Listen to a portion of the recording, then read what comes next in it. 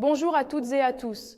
Dans cette tribune, nous allons parler du système de santé à ne pas confondre avec un système de soins. Ah bon? Mais qu'est-ce que c'est qu'un système de santé alors? Mais si vous êtes intéressés, restez avec nous et c'est parti. Le système de santé désigne l'ensemble des organisations et des institutions, des ressources et des acteurs qui participent à la mise en œuvre de la politique de santé d'un pays. Cette notion va au-delà de celle de système de soins.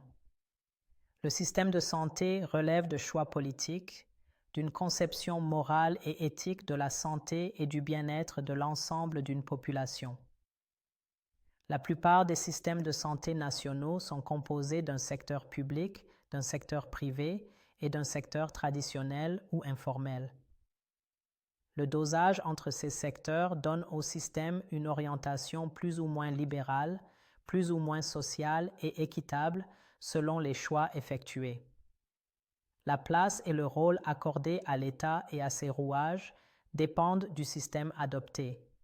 Prévention, soins, éducation et information, couverture sociale, etc. Mais quelle est la différence entre le système de santé et le système de soins? Sachez que le système de santé s'étend alors à toutes les dimensions de la vie sociale, quand le système de soins, lui, fait référence aux dispositifs mis en place pour la prise en charge de la maladie. Les systèmes de santé remplissent principalement 4 fonctions: la prestation de services, la création de ressources, le financement et la gestion administrative.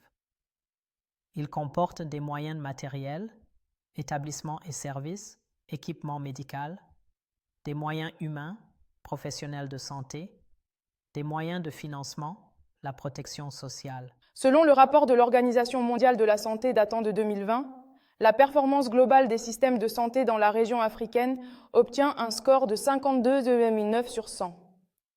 Cela signifie que les systèmes de santé des États membres de la région africaine de l'OMS réalisent des performances se situant à 52,9% de ce qu'ils peuvent réellement offrir.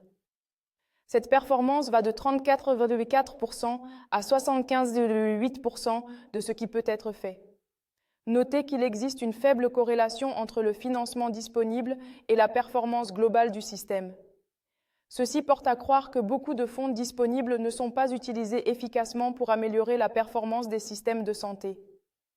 Aussi, ni les recettes, ni la taille des pays, ni la population n'ont le moindre effet décisif sur la performance des systèmes de santé. Les 5 systèmes de santé les plus performants étaient ceux des Seychelles, de l'Afrique du Sud, d'Eswatini, du Botswana et de l'Algérie. En revanche, les 5 systèmes de santé les moins performants étaient ceux du Gabon, du Soudan du Sud, de la Guinée équatoriale, de la République centrafricaine et du Tchad. Ce sera tout pour cette tribune. À bientôt.